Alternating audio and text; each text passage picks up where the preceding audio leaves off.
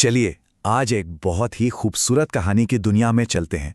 एक ऐसी कहानी जो हमें पीढ़ियों के रिश्ते, वादों की अहमियत और सीखने की उस लगन के बारे में बताती है जिसकी कोई उम्र नहीं होती।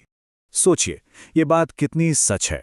ये कहानी इसी गहरे रिश्ते की है, एक पोती और उसकी दादी के बीच का वो प्यारा सा बंधन जो कहानियों के लेनदेन से और भी मजबूत हो जाता है। तो चलिए समय में थोड़ा पीछे चलते हैं।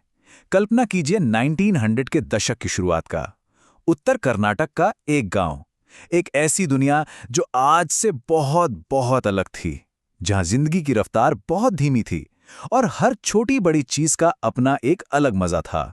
अब देखिए, उस जमाने में आज की तरह तो था नहीं। ट्रांसपोर्ट के साधन बहुत कम थे।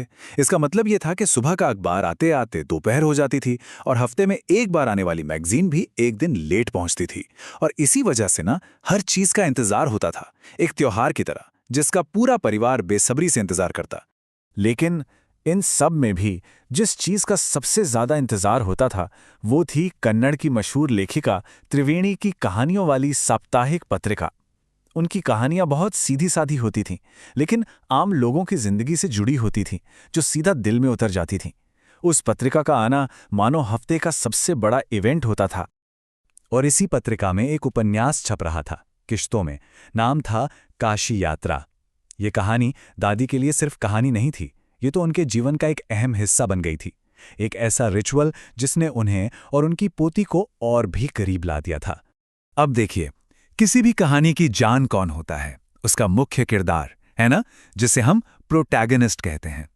काशी यात्रा की जो प्रोटैगनिस्ट थी वो एक ऐसी महिला थी जिससे हमारी कहानी की दादी को एक बहुत ही गहरा, एक पर्सनल सा जुड़ाव महसूस हुआ। कहानी कुछ ऐसी थी कि एक बूढ़ी औरत अपनी पूरी जिंदगी की जमा पूंजी जोड़ती है काशी जाने के अपने सपने को पूरा करने के लिए।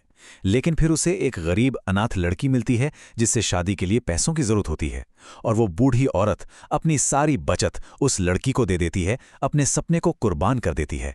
ये कहानी थी त्याग की, दूसरों की खुशी को अपनी खुशी से ऊपर रखने की। और पता है, दादी को उस कहानी की नायिका में अपनी ही परछाई दिखती थी। उस किरदार की तरह दादी भी कभी काशी नहीं गई थी, और उसकी तरह ही दादी ने भी अपनी पूरी जिंदगी दूसरों के लिए, अपने परिवार के लिए जी थी। तो ये सिर्फ एक कहानी नहीं थी, ये तो जैसे उनकी अपनी जिंदगी का आईना थी। और बस यहीं से शुरू हुआ एक बहुत ही प्यारा सिलसिला। हर हफ्ते पोती अपनी दादी को जो पढ़ नहीं सकती थी वो कहानी पढ़कर सुनाती, और दादी पूरी दुनिया भूलकर बस उस कहानी में खो जाती थी। उन पलों ने उनके रिश्ते को बहुत खास बना दिया था। सब कुछ ठीक चल रहा था, पर फिर कुछ ऐसा हुआ जिसकी किसी ने उम्मीद नहीं की थी। एक ऐसी घटना जिसने दादी की एक छिपी हुई कमजोरी को और उनके दिल में दबी एक बहुत गहरी ख्वाहिश को सामने ला दिया। हुआ यूं कि कथावाचक, जो उस वक्त एक छोटी बच्ची ही थी, पास के एक गांव में शादी में गई। अब बच्चों का क्या है, वो तो शादी के माहौल में खाने पीने और खेलने कूदने में इतनी मगन हो गई कि जो जाना 2 दिन के लिए था वो 1 हफ्ते तक खिंच गया। उसे जरा भी अंदाजा नहीं था कि उसकी गैर मौजूदगी दादी पर क्या असर डाल गई है।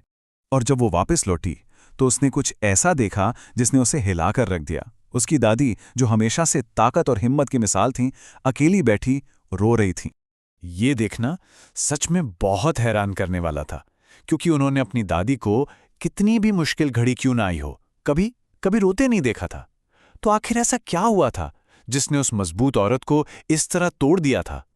उस रात जब आसमान में तारे टिमटिमा रहे थे, छत पर खामोशी में दादी का दिल का बोझ आखिरकार हल्का हुआ। उन्होंने अपनी पोती को वो कहानी सुनाई जो उन्होंने सालों से अपने दिल में छुपा रखी थी। उन्होंने बताया कि कैसे बचपन में ही उनकी माँ गुजर गई थी।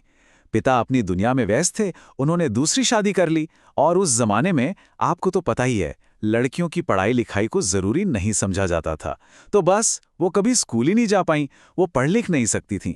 उन्हें हमेशा इस बात का मलाल रहा कि वो कभी स्कूल नहीं जा पाईं। ये सिर्फ एक अफसोस नहीं था, ये एक दर्द था, और शायद इसीलिए उन्होंने ठान लिया था कि वो अपने बच्चों और पोते पोतियों को वो मौका जरूर देंगी जो उन्हें कभी नहीं मिला। और अब जाकर कहानी के सारे टुकड़े जुड़ते हैं। अब समझ आता है कि दादी के आंसुओं का उस पत्रिका के ना आ पाने से क्या लेना देना था। ये सब जुड़ा था सीखने और कहानियों के लिए उनके उस प्यार से जो हमेशा अधूरा रहा। देखिए, उनके आंसू सिर्फ काशी यात्रा की एक किश्त छूट जाने के लिए नहीं थे। नहीं, वो आंसू इस एहसास के थे कि अपनी पोती के एक हफ्ते दूर रहने पर उन्हें अपनी बेबसी का, अपनी निर्भरता का एहसास हुआ।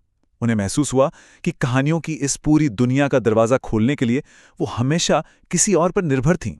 और ये कहानी हमें एक बहुत ही गहरे सवाल के साथ छोड़ जाती है। दादी की कहानी हमें यह याद दिलाती है कि सीखने की, खुद को बेहतर बनाने की कोई उम्र नहीं होती। तो खुद से पूछिए, क्या किसी सपने को पूरा करने में कभी देर हो सकती है? खासतौर पर उस सपने को जिसे हमने पूरी जिंदगी अपने दिल में सहेज के रखा हो।